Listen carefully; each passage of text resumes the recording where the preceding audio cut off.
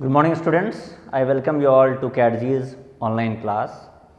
Today we are studying chemical kinetics and lecture number is 18th.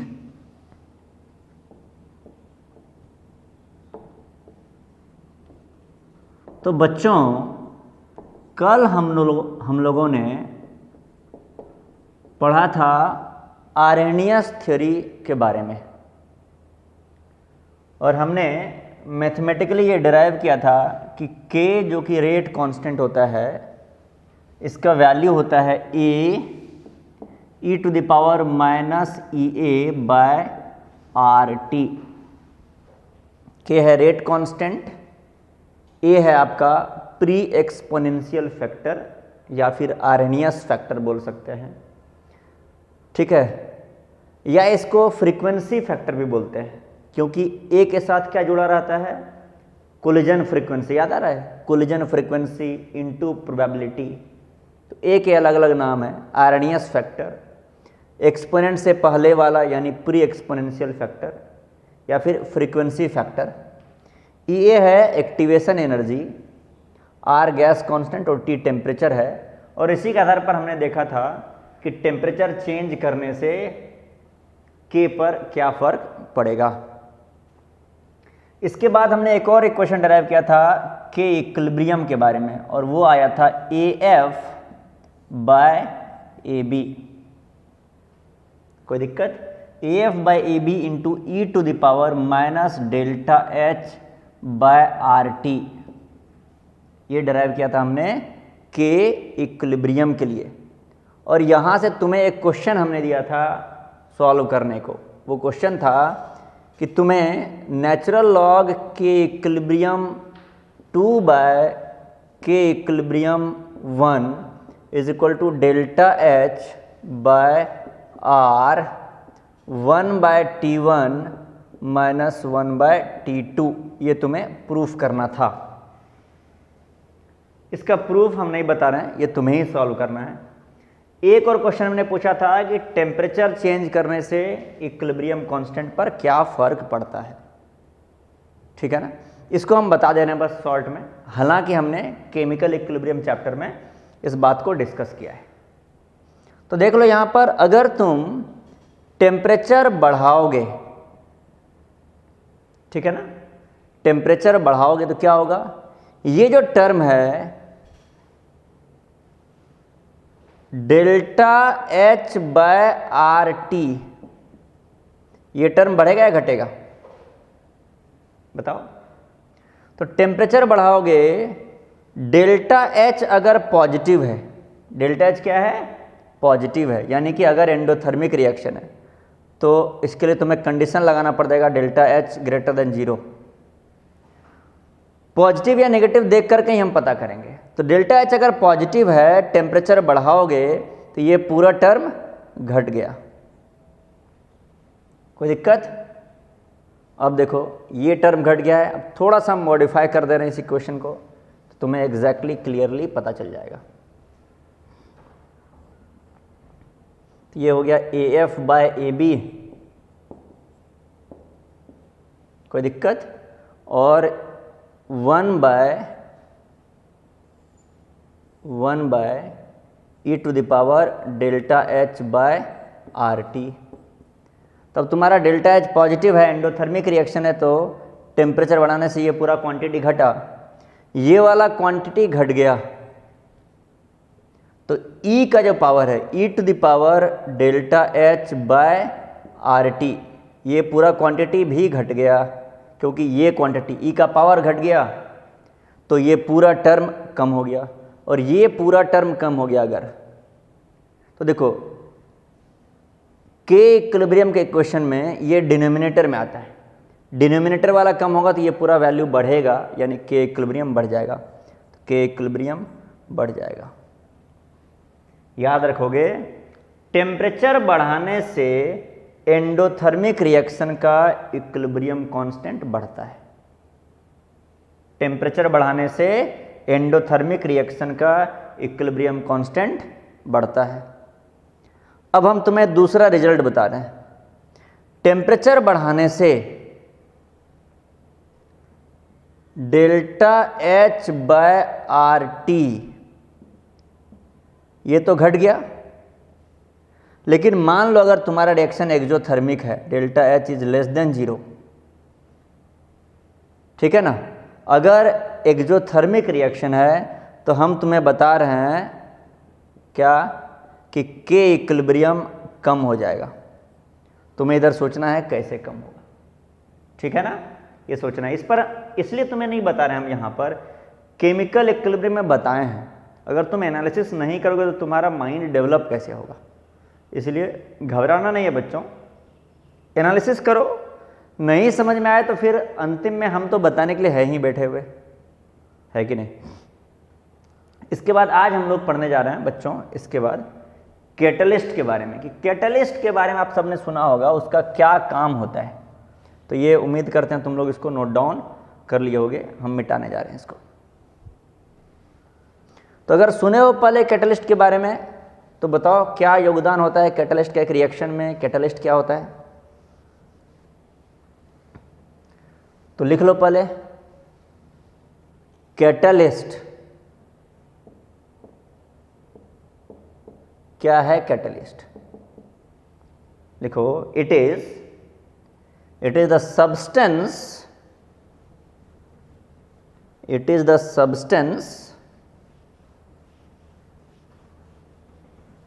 is the substance that increases the rate of reaction. It is the substance that increases the rate of reaction without getting itself consumed.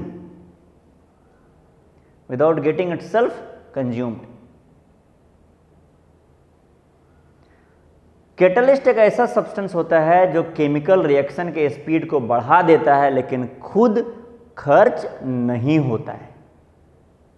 Clear है ना, खुद खर्च नहीं होता है। देखो ऐसा हो सकता है कि अगर एक रिएक्शन कई सारे स्टेप्स में हो रहा है तो ऐसा हो सकता है कि किसी एक स्टेप में कैटलिस्ट खर्च हो गया और किसी दूसरे स्टेप में बन गया। लेकिन रिएक्शन के शुरुआत में तुम जितना कैटलिस्ट लेकर रिएक्शन स्टार्ट करोगे उतना ही कैटलिस्ट अंत तक बचा हुआ मिलेगा तुम्हें। लेकिन बीच में क्या होगा, ये रिएक्शन के टाइम को, स्पीड को बढ़ा देगा, फास्ट कर देगा रिएक्शन को। कैसे बढ़ाता है कैटलिस्ट? तो देखो रिएक्शन होता कैसे है। आर्नियस के अनुसार रिएक्शन देखो क्या होता है, पहले तुम्हारे पास एक रिएक्टेंट है, ये मान लो ER है, ER यानी एनर्जी ऑफ रिएक्टेंट।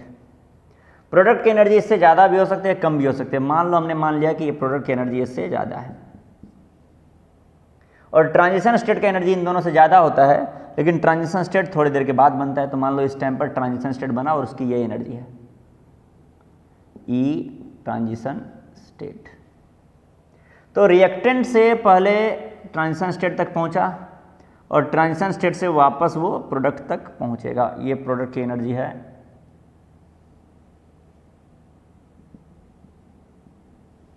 ठीक है, इस तरीके से रिएक्शन का प्रोग्रेस चल रहा है। इधर तुम रिएक्शन कोऑर्डिनेट लिख सकते हो या प्रोग्रेस ऑफ रिएक्शन लिख सकते हो। रिएक्शन किस तरीके से प्रोसीड कर रहा है, प्रोग्रेस कर रहा है।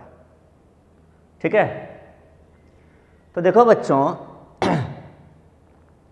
रिएक्टेंट को अगर ट्रांजिशन स्टेट बनाना है तो ये तो उसके पास एवरेज एनर्जी है, इसके अलावा उसको एक्स्ट्रा एनर्जी लगता है जिसको हम लोग बोलते हैं EA एक्टिवेशन एनर्जी।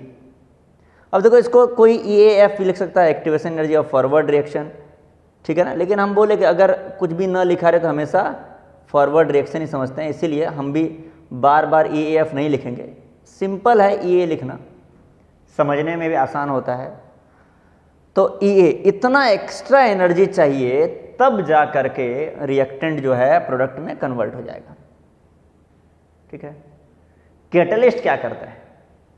तो कैटलिस्ट ये जो ट्रांजिशन स्टेट है ये है TS। कैटलिस्ट ट्रांजिशन स्टेट को ही चेंज कर देता है। रेड कलर का मार्कर या ब्लू है? रेड वाला है तो दे दीजिए, ब्लू दे दीजिए हमें।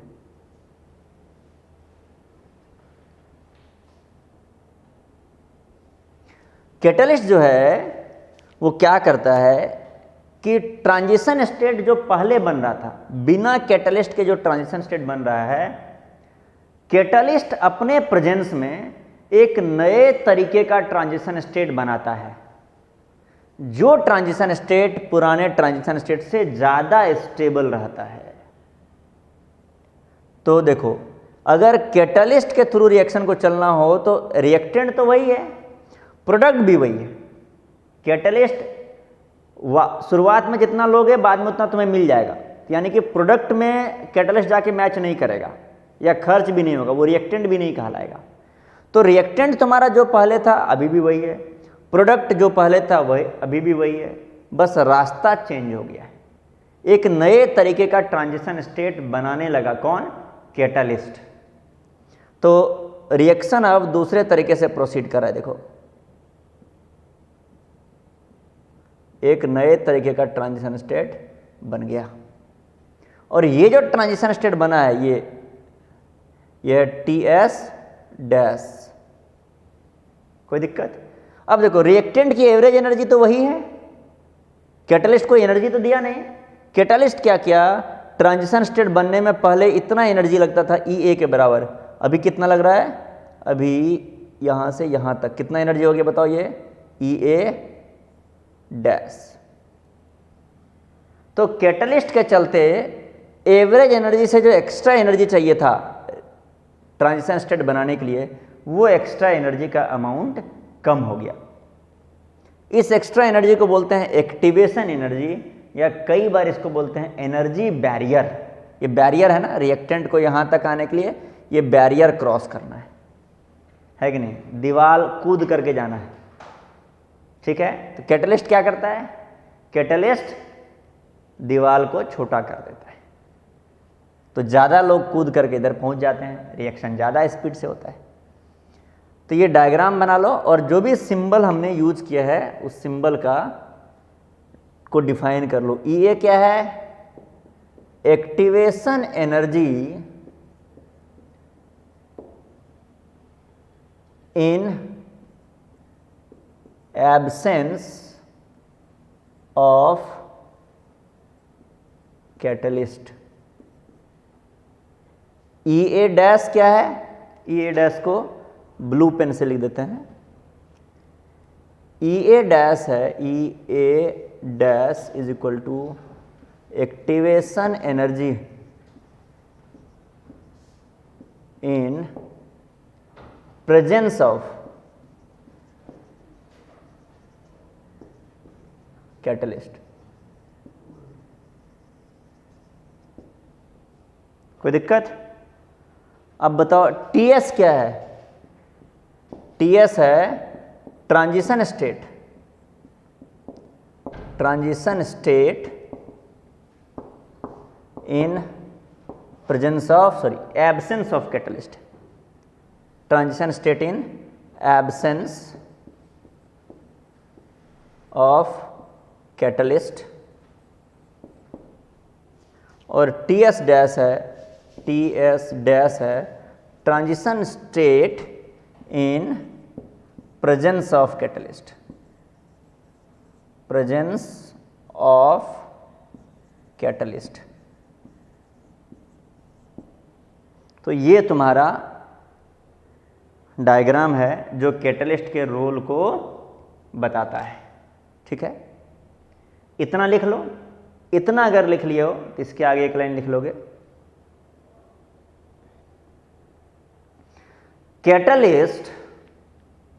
Catalyst do not alter. इतना लिखने के बाद लिखोगे catalyst do not alter. Alter मतलब चेंज करना। Catalyst do not alter the initial condition of reactant, initial condition of reactant initial condition of reactant and final condition of product. जो final condition जिसमें product बन रहा है उसके condition को कोई चेंज नहीं करता है, रिएक्टेंट में कोई चेंज नहीं लाता है। Do not alter the initial condition of reactant and final condition of product, rather it alters or changes the path of reaction। Reaction का रास्ता बदल देता है। It alters or changes the path of reaction। It alters or changes the path of reaction। In presence of catalyst, इसके बाद लिखोगे in presence of catalyst reaction proceed via, in presence of catalyst reaction proceed via the path, reaction proceed via the path in which activation energy or energy barrier, activation energy और energy barrier, activation energy और energy barrier is lower, catalyst reaction को ऐसे रास्ते से चलाता है जिस रास्ते में लगने वाला जो एक्टिवेशन एनर्जी या फिर एनर्जी बैरियर है वो कम हो जाता है। तो कैटलिस्ट रिएक्शन के रास्ते को बदल देता है। कोई दिक्कत? चलो एक क्वेश्चन जल्दी से लिखोगे तुम लोग। विच of the following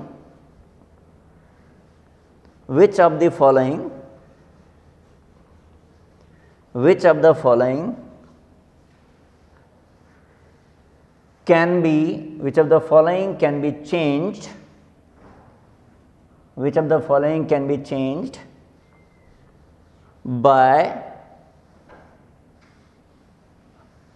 by a catalyst for a chemical reaction? Which of the following can be changed by a catalyst for a chemical reaction? तुम्हारे पास ऑप्शन है, ऑप्शन ए है डेल्टा जी रिएक्शन, रिएक्शन का delta G. Option B है delta H reaction. Option C है K equilibrium of reaction. इनमें से किन किन चीजों को चेंज करेगा कैटलिस्ट? और ऑप्शन डी है, चलो डी दे देते हैं, नन ऑफ दीज। जल्दी से सोच के इसका आंसर बताओगे, ठीक है? देखो इस क्वेश्चन को जेईई एडवांस में मल्टीपल चॉइस में पूछा जा सकता था, थोड़ा सा क्वेश्चन के फ्रेम को बदल के, और नीट में इसी क्वेश्चन को सिंगल चॉइस में पूछा जा सकता है, ठीक है? तो विच of the following can be changed, तो तुम्हें सभी ऑप्शन पे ध्यान देना है। हो सकता है एक से ज्यादा ऑप्शन भी सही हो।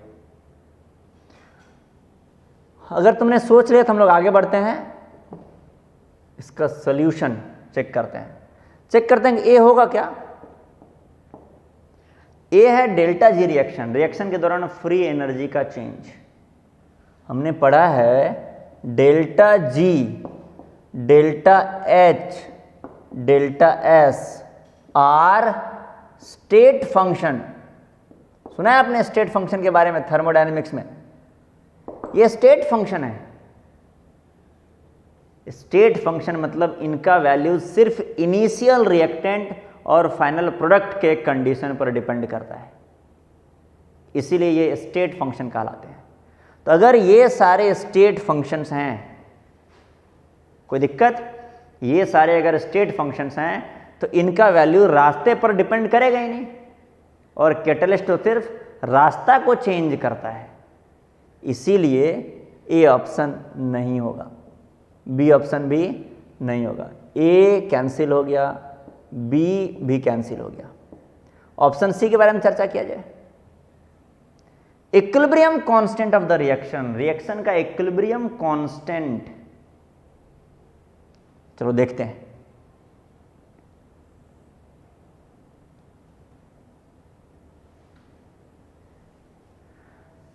दो तरीका है इस बात को एक्सप्लेन करने का। पहले तो हम लोग एक डायग्राम बना लें। ई आर हो गया तुम्हारा, ये हो गया एनर्जी ऑफ प्रोडक्ट, कोई दिक्कत, और रिएक्शन इस तरीके से प्रोसीड कर रहा है।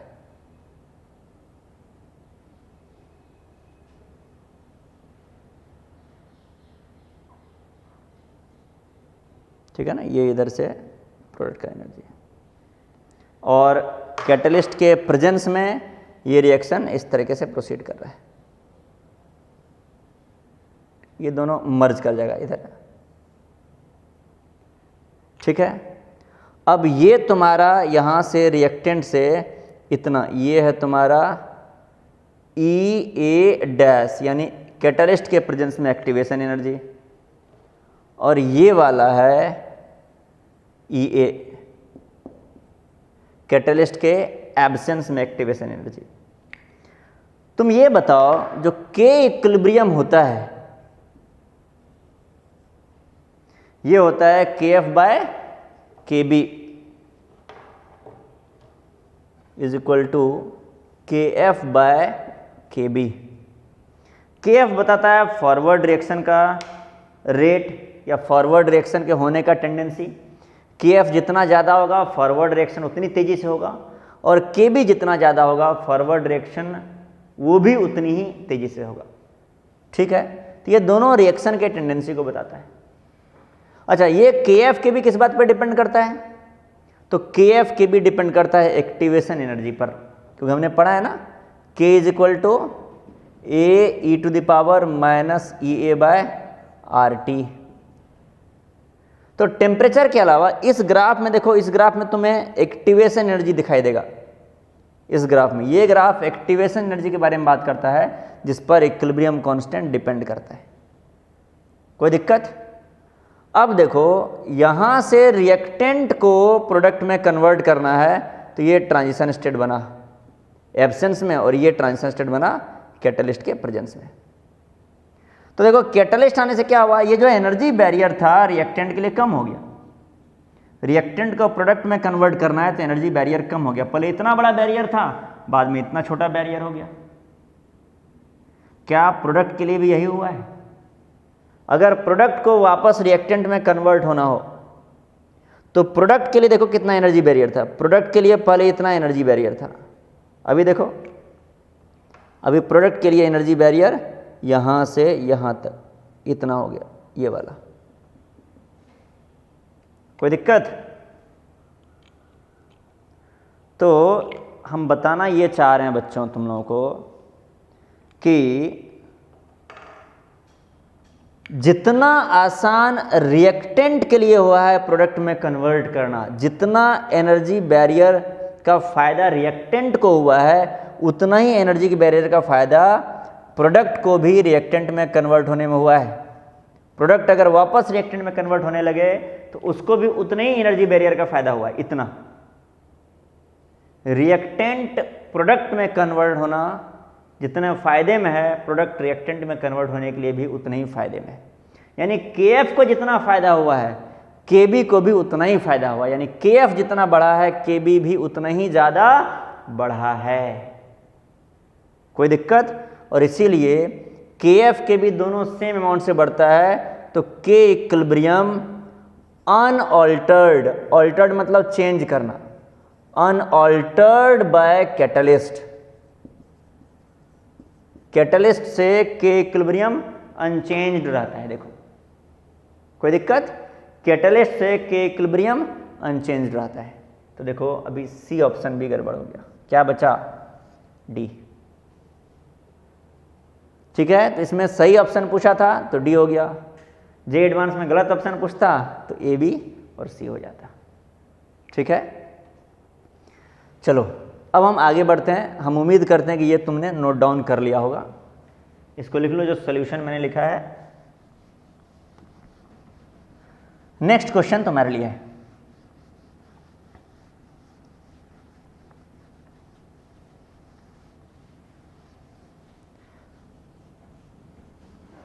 A reaction has activation energy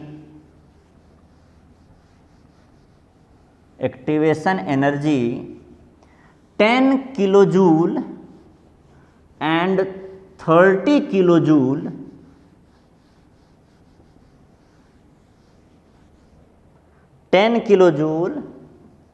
and 30 kilojoule in absence, 10 kilojoule come activation energy है ना, तो वो कैटलिस्ट के प्रेजेंस में होगा। In presence and absence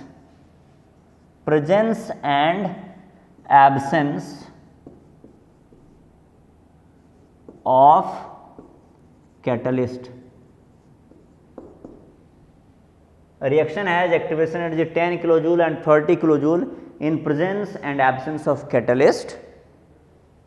Calculate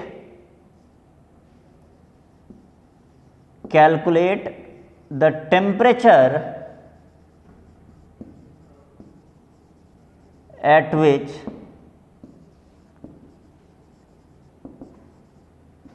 the reaction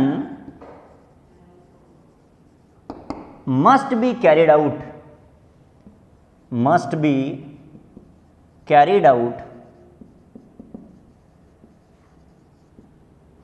at calculate temperature at which the reaction must be carried out with the same rate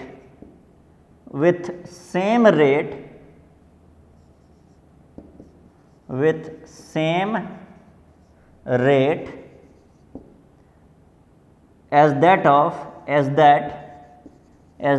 when reaction is carried out at 100 Kelvin in presence of catalyst।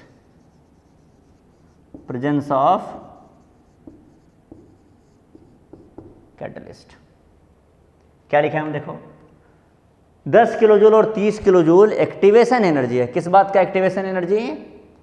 Presence and absence. Catalyst के presence में activation energy कम है, absence में ज़्यादा है। कोई दिक्कत?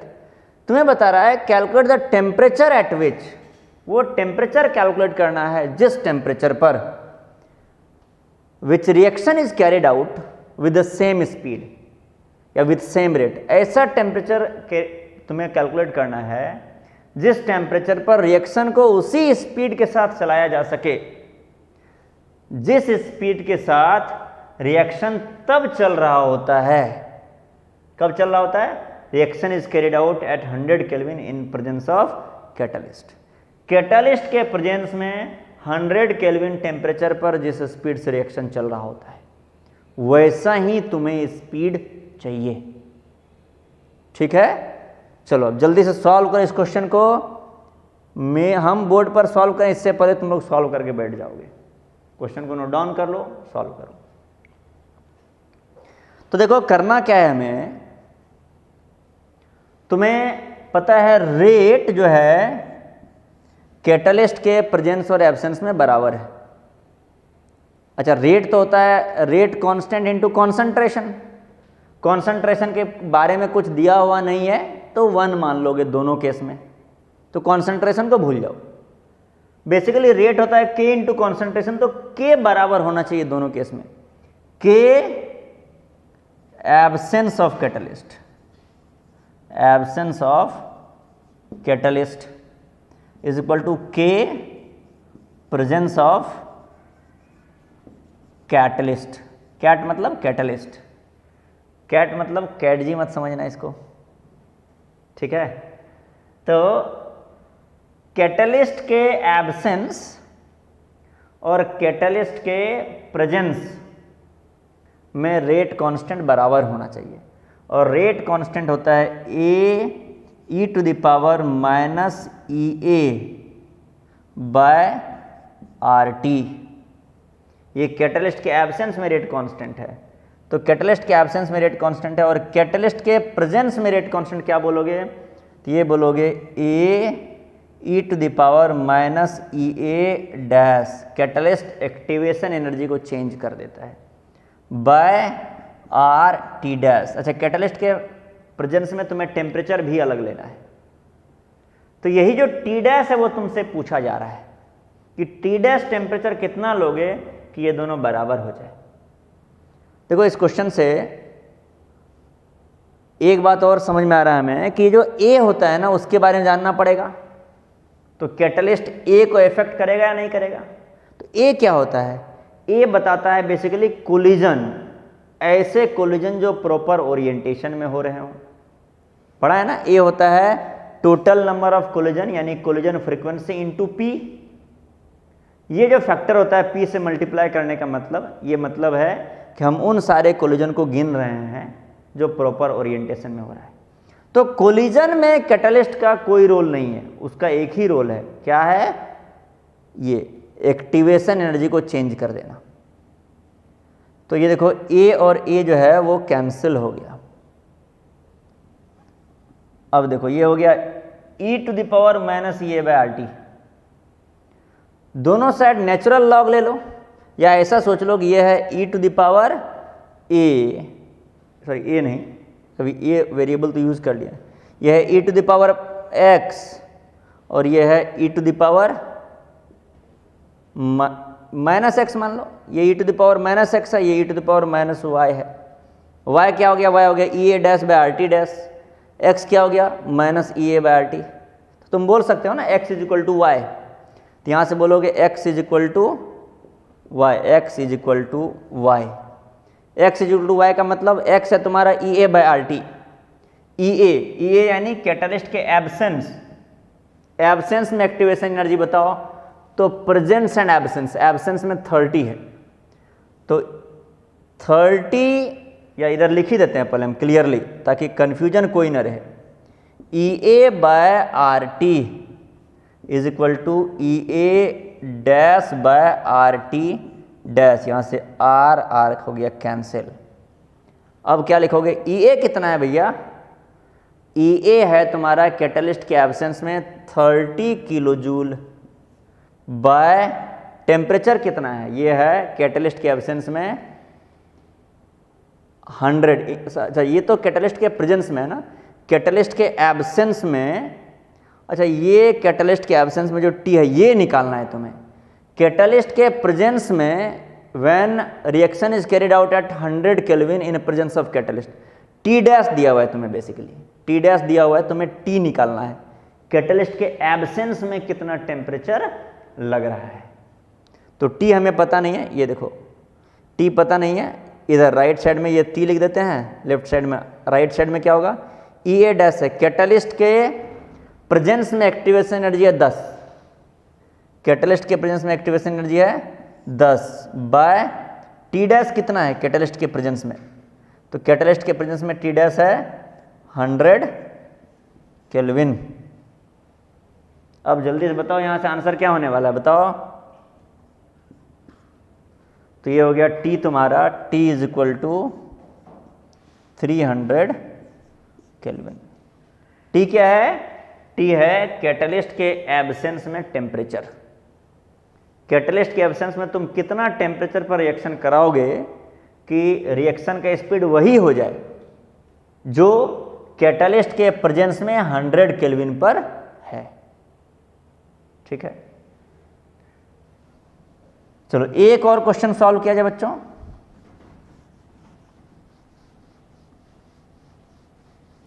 Which of the following is true? Which of the following is true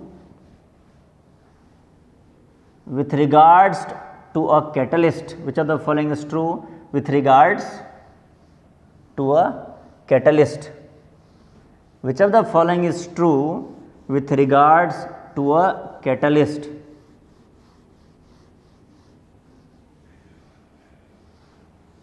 which of the following is true with regards to a catalyst. Catalyst के presence में इनमें से कौन सा सही है? किनमें से बात करते हैं। देखो, पहला स्टेटमेंट ए है तुम्हारा,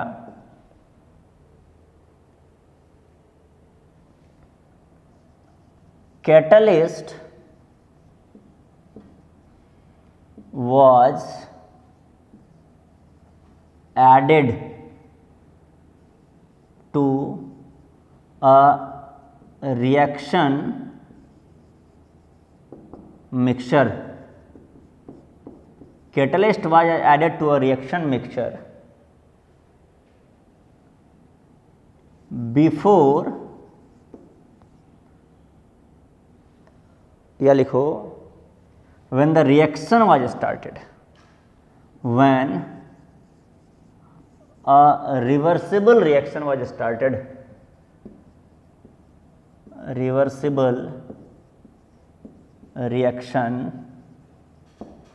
was started। ठीक है,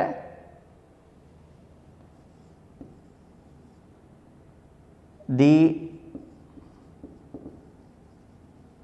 position of equilibrium was, लिखोगे, क्वेश्चन बड़ा इंपॉर्टेंट है, चेंज्ड। दूसरा है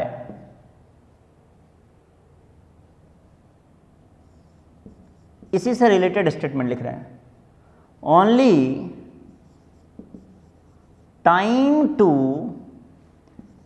attain equilibrium was changed, position remained unchanged, position remained unchanged।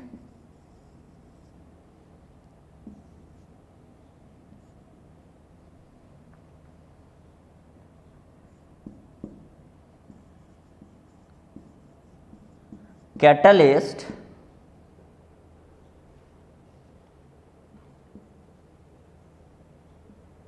changes a reversible reaction, catalyst changes a reversible reaction into irreversible by increasing the rate of forward reaction to very great extent। और D है none of these. जल्दी से सोच करके answer करो, क्या होगा इसका answer. Catalyst was added to a reaction mixture when reversible reaction was started, the position of equilibrium was changed. दूसरा है only time to attain equilibrium was changed, position remained unchanged. तीसरा है catalyst changes the reversible reaction into irreversible by increasing the rate of forward reaction to very great extent. पहला statement देखो, बोल रहा है कि जब रिएक्शन, एक रिवर्सिबल रिएक्शन को शुरू किया गया तो शुरुआत में कैटलिस्ट डाल दिया गया और कैटलिस्ट ने इक्विलिब्रियम के पोजीशन को अनचेंज कर दिया। इक्विलिब्रियम के पोजीशन का मतलब क्या समझते हो? जैसे अगर एक रिएक्शन है ए से बी, तो इक्विलिब्रियम का पोजीशन कहलाता है कि इक्विलिब्रियम जब अटेन हुआ तब बी और ए कितना था, amount of B and amount of A at equilibrium. जैसे मान लो अगर कैटलिस्ट के एब्सेंस में बी 1 मोल था, 1 मोलर था और ए भी 1 मोलर था, मान लो ऐसा। कैटलिस्ट के एब्सेंस में B1 मोल और A1 मोलर था। तो कैटलिस्ट के प्रेजेंस में अगर A और B में से किसी का भी कॉन्सेंट्रेशन चेंज हो गया तो फिर कहलाएगा कि इक्विलिब्रियम का पोजीशन चेंज हो गया है। तो होगा चेंज या नहीं होगा? नहीं, ये आंसर गड़बड़ हो गया। कैटलिस्ट इक्विलिब्रियम के पोजीशन को चेंज नहीं करता है। कैटलिस्ट रिएक्टेंट के कॉन्सेंट्रेशन या प्रोडक्ट के कॉन्सेंट्रेशन को चेंज इक्विलिब्रियम पहुंचने के बाद जो भी रिएक्टेंट का कॉन्सेंट्रेशन होगा, जो भी प्रोडक्ट का कॉन्सेंट्रेशन होगा, वो अनचेंज रहेगा। कैटलिस्ट रिएक्टेंट या प्रोडक्ट के कॉन्सेंट्रेशन के साथ कोई छेड़छाड़ नहीं करता है। वो सिर्फ एक काम करता है, वो फॉरवर्ड रिएक्शन और बैकवर्ड दोनों को बढ़ा देता है। तो होगा क्या कि जब कैटलिस्ट रहेगा तो फॉरवर्ड बैकवर्ड दोनों रिएक्शन तेजी से चलेगा, और जब दोनों रिएक्शन तेजी से चलेगा तो इक्विलिब्रियम जल्दी अटेन हो जाएगा। मतलब जो इक्विलिब्रियम अटेन होने में पहले 10 घंटा लगता था, वो इक्विलिब्रियम अभी 1 घंटा में अटेन होगा। लेकिन दोनों इक्विलिब्रियम में ए और बी के कॉन्सेंट्रेशन पर कोई फर्क नहीं रहेगा, क्योंकि कैटलिस्ट इनिशियल रिएक्टेंट या प्रोडक्ट पर काम करता ही नहीं है, वो तो सिर्फ रास्ता को चेंज करता है। ठीक है, तो दूसरा ऑप्शन देखो, only time to attain equilibrium was changed, position remain unchange, ये सही हो गया। सी बताओ, सी बोल रहा है के इक्विलिब्रियम होता है KF बाय KB। बोल रहा है कि कैटलिस्ट क्या करता है, KF को बहुत बढ़ा देता है। KF को बहुत बढ़ा दिया तो K इक्विलिब्रियम क्या हो जाएगा? बोल रहा है इन्फिनिटी हो जाएगा। K equilibrium tends to infinity अगर KF को बहुत ज़्यादा KF को बढ़ा करके इन्फाइनाइट कर दिया जाए, to a very large extent. अच्छा, K इक्विलिब्रियम इन्फिनिटी का मतलब क्या है? K इक्विलिब्रियम इन्फिनिटी का मतलब है रिएक्शन इरिवर्सिबल। याद आ रहा है हम लोग बात करते थे स्ट्रॉन्ग एसिड के बारे में, HCl इरिवर्सिबल रिएक्शन करता है ना, H plus Cl minus, reactant पूरा खर्च हो जाता है, प्रोडक्ट में कन्वर्ट हो जाता है। इसका अगर K इक्विलिब्रियम या एसिड डिसोसिएशन कांस्टेंट लिखोगे तो क्या होगा? प्रोडक्ट का कॉन्सेंट्रेशन कुछ ना कुछ आएगा ऊपर में न्यूमरेटर में, रिएक्टेंट का कॉन्सेंट्रेशन 0 क्योंकि ये पूरा खर्च हो गया, तो K इक्विलिब्रियम टेंड करेगा इनफाइनाइट को HCl के लिए, स्ट्रॉन्ग एसिड के लिए। इसीलिए बोलते हैं HCl का डिसोसिएशन इरिवर्सिबल है। तो इसका कहना यही है कि कैटलिस्ट क्या करेगा, KF को इतना ज़्यादा बढ़ा देगा कि K इक्विलिब्रियम इन्फिनिटी हो जाएगा, रिएक्शन इरिवर्सिबल हो जाएगा। सही है गलत है? गलत है। क्यों? क्योंकि कैटलिस्ट जितना KF को बढ़ाएगा उतना ही KB को भी बढ़ाएगा। कैटलिस्ट जितना KF को बढ़ाएगा उतना ही KB को भी बढ़ाएगा। तो कौन सा सही हो गया बताओ? B सही हो गया, D और C गलत हो गया। ठीक है, तो चलिए बच्चों, अब हम लोग कैटलिस्ट के बाद अगला टॉपिक स्टार्ट करेंगे अगले क्लास में। आज आपको इस पर बेस्ड जो भी असाइनमेंट दिया जाए उस असाइनमेंट को सॉल्व कर लोगे। ठीक है, चलिए, थैंक यू वेरी मच।